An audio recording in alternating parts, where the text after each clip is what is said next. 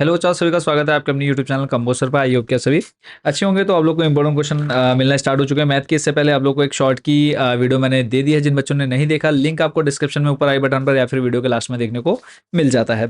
तो very short question answer जो कि आपके एक एक दो दो नंबर के यहाँ पर पूछे जाते हैं आपके एग्जाम में, वो सारे हम इस वीडियो में कवर करेंगे। इसके बाद आप लोग के लॉन्ग क्वेश्चन आंसर्स और मल्टीपल चॉइस क्वेश्चन आंसर्स की वीडियो आने बाकी है।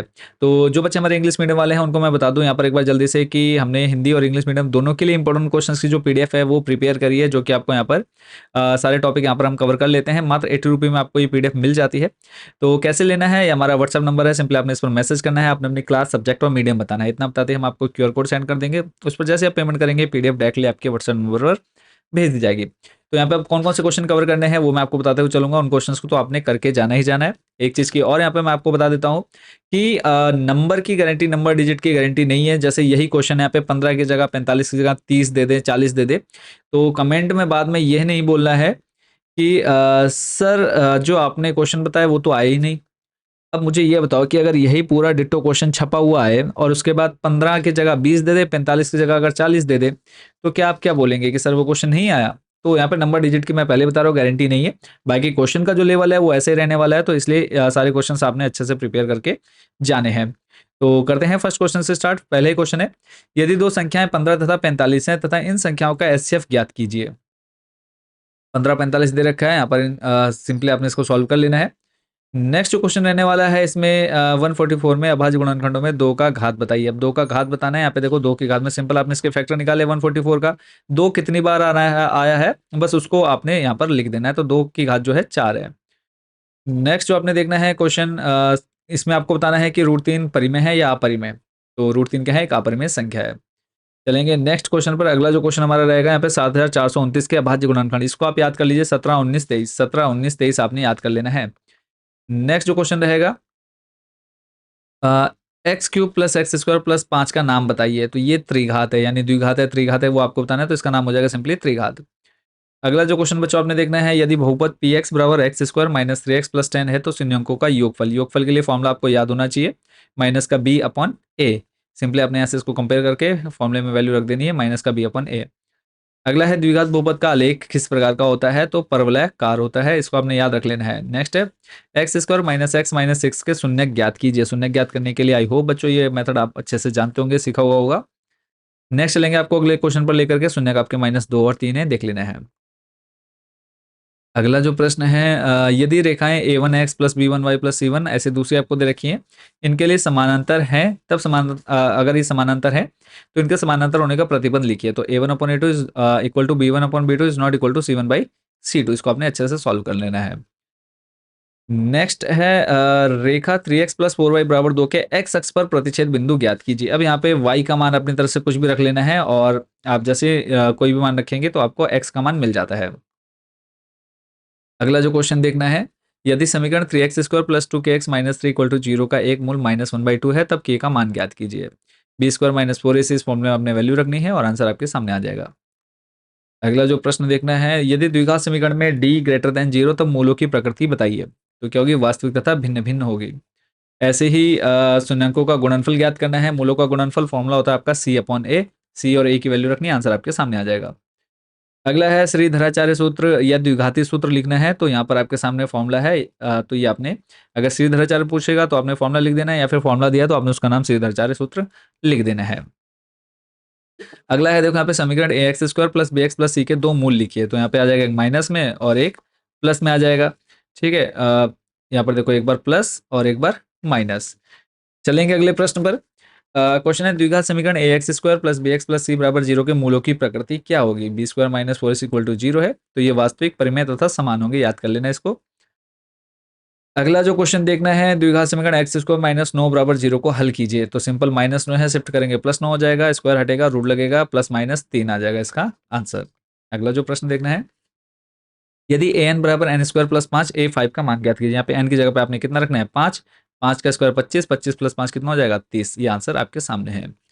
अगला जो क्वेश्चन आप लोग को देखना है यहाँ पर, इस क्वेश्चन में आपसे पूछा है ए और डी लिखना है। तो ए जो सबसे पहले दे रखा है उसी को आप ए बोलेंगे और दूसरे में से पहले को घटाएंगे, यानी 1/2 माइनस 3/2, तो आपको किसका मान मिल जाएगा? डी का मान मिल जाएगा। अगला जो क्वेश्चन देखना है उस पर आपको लेकर चलूंगा। मोस्ट इंपोर्टेंट, समांतर श्रेणी के प्रथम दो पद लिखिए, यानी A1 और A2 बताना है। ए और डी आपको दे रखा है, तो प्रथम पद देखो आपका -1 ही हो जाएगा, और द्वितीय पद निकालना है A+D, यानी ए में जो आपको डी रखा है उसको जोड़ देना है।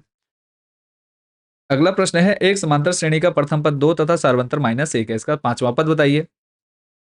ए यहाँ पर फिर आपको दे दिया है, डी का मान दे दिया है, और पांचवा पद निकालना है, यानी फॉर्मूला बन जाएगा A+4D। मान रख करके आपने इसको सॉल्व कर लेना है। अगला है 2 4 6 8 का nवां पद क्या होगा वो आपको बताना है, यानी an का मान आपने क्या कुछ नहीं रखना है, सिंपली आपने a और d का मान रख देना है, समीकरण बना के छोड़ देना है। अगला है 1 4 7 10 का 10वां पद ज्ञात कीजिए। 10वां पद यानी फॉर्मूला बन जाएगा A+9D, यहाँ पे मान रख देना है सिंपली, तो आंसर आ जाएगा 28। अगले जो क्वेश्चन आप लोगों ने देखने हैं इंपॉर्टेंट रहेंगे, जो भी सिलेक्टेड, ये है लंबाई 6 मीटर वाले एक ऊर्ध्वाधर स्तंभ की भूमि पर छाया की लंबाई 4 मीटर है, जबकि उसी समय एक मीनार की छाया की लंबाई 28 मीटर है। मीनार की ऊंचाई ज्ञात कीजिए। ये आप लोग को क्वेश्चन सेम टू सेम देखने को मिल सकता है, इसको आपने सॉल्व कर लेना है। चलेंगे नेक्स्ट क्वेश्चन पर। अगला जो इंपॉर्टेंट क्वेश्चन है, बिंदु 3,4 की एक्स अक्ष से दूरी क्या होगी। एक्स अक्ष से दूरी बतानी है, तो ये हो जाएगी एक्स अक्ष से दूरी बच्चों कितनी हो जाएगी, 4। एक्स अक्ष से दूरी यानी वाई का निर्देशांक, तो वाई निर्देशांक कितना है, 4। बीच की दूरी का सूत्र याद कर लेना, और देखो मैथ्स में फॉर्मूले आना आप लोग को बहुत ज़्यादा जरूरी है। अगर फॉर्मूले आपको अच्छे से पता है तो आप किसी भी क्वेश्चन को इजीली सॉल्व कर लेते हैं। नेक्स्ट है, यदि कॉट ए बराबर 8/15 तो tan ए का मान ज्ञात कीजिए। कॉट का अपोजिट होता है tan, तो सिंपल जो 8/15 उसको उल्टा कर दो, 15/8 इसका आंसर हो जाएगा। अगला क्वेश्चन है, यदि साइन ए बराबर 3/5 तो कॉस ए का मान ज्ञात कीजिए। पाइथागोरस प्रमेय लगा करके इसलिए आप इसको सॉल्व कर लेंगे। नेक्स्ट है, साइन थीटा बराबर कॉस थीटा, तो किस पर थीटा का मान क्या होता है, बराबर होता है साइन और कॉस में 45। अगला है tan 60 माइनस tan 30 अपॉन में 1 plus tan 60 tan 30, tan 30 proof करना है।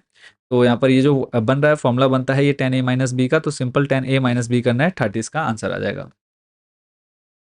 चलेंगे नेक्स्ट क्वेश्चन पर लेकर के आपको। क्वेश्चन आप देख पा रहे हैं, एक समतल जमीन पर खड़ी मीनार की छाया मीनार की ऊंचाई की √3 गुणी लंबी है। सूर्य का उन्नतांश कोण ज्ञात कीजिए। तो यहाँ पर सिंपल आपने क्या लिखना है, उन्नतांश कोण 30 डिग्री आ जाएगा। टेन थीटा लगा करके आपने इसको सॉल्व कर लेना है। ये सारी जो एक्सरसाइज हैं वो अब मैंने पहले ही बहुत अच्छे से सारे सॉल्व करा रखे हैं। एनसीईआरटी बुक का कंप्लीट सॉल्यूशन मैंने प्रोवाइड करा रखा है। जिस भी एक्सरसाइज का सॉल्यूशन चाहिए सिंपली आपने वो लिखना है, और पीछे लिख देना है कंबोज सर। क्लियर है। तो नेक्स्ट क्वेश्चन है, एक वृत्त की कितनी समांतर स्पर्श रेखाएं हो सकती हैं, तो आपने लिखना है 2। वृत्त तथा उसकी स्पर्श रेखा के विशिष्ट बिंदु को क्या कहते हैं, स्पर्श बिंदु कहते हैं। फिर एक वृत्त की कितनी स्पर्श रेखाएं हो सकती हैं, तो यहाँ पर आपने लिखना है एक वृत्त की असंख्य यानी इनफाइनिटी स्पर्श रेखाएं हो सकती हैं। चलेंगे नेक्स्ट क्वेश्चन पर। अगला जो हमारा इंपॉर्टेंट क्वेश्चन रहेगा, 5 सेंटीमीटर त्रिज्या वाले वृत्त की दो समानांतर स्पर्श रेखाओं के बीच की दूरी क्या होगी। तो यहाँ पर 2 गुणा वृत्त की त्रिज्या, तो आ जाएगा 10 इसका आंसर। अगले प्रश्न पर लेकर चलेंगे जो आपके इंपॉर्टेंट रहेंगे। इस टाइप का क्वेश्चन बच्चों कल आपका बनना ही बनना है कि एक 21 सेंटीमीटर त्रिज्या वाले वृत्त के उस त्रिज्यखंड का क्षेत्रफल ज्ञात कीजिए जिसका केंद्रीय कोण 120 डिग्री है। Theta upon 360 pi R square. Theta का मान दिया है, आर का मान दिया है, कैलकुलेशन करनी है, फ्री का नंबर आपको यहाँ पर मिल जाता है। अगला जो क्वेश्चन है, एक 20 सेंटीमीटर लंबे तार के टुकड़े को मोड़कर एक वृत्त चाप बनाया गया है जो इस वृत्त के केंद्र पर 60 डिग्री का कोण अंतरित करता है। वृत्त की त्रिज्या ज्ञात कीजिए। ऐसे दूसरा पे आप देख रहे हैं चित्र में, चाप ए बी की लंबाई सेंटीमीटर में ज्ञात कीजिए। चित्र आपको दे रखा है, थीटा 45, आर का मान है 48, थीटा अपॉन 360, 2 पाई आर का मान इसमें आपने रख देना है, सॉल्व कर लेना है। नेक्स्ट क्वेश्चन पर लेकर चलेंगे आपको।